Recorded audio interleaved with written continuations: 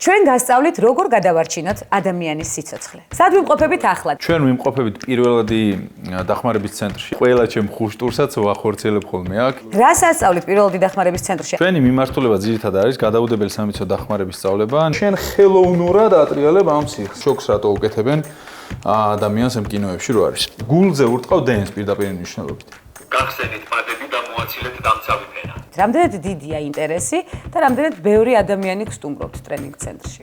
ინტერესი იზრდება, ჯერ მაინც არ აგვაქვს, ასე ვთქვათ, უსაფრთხოების კულტურა შეიძლება ითქვას ჩვენს ქვეყანაში. ყველაზე მნიშვნელოვანი ფაქტორი ურთიერთობაში ნდობა ექიმსა და პაციენტს შორის.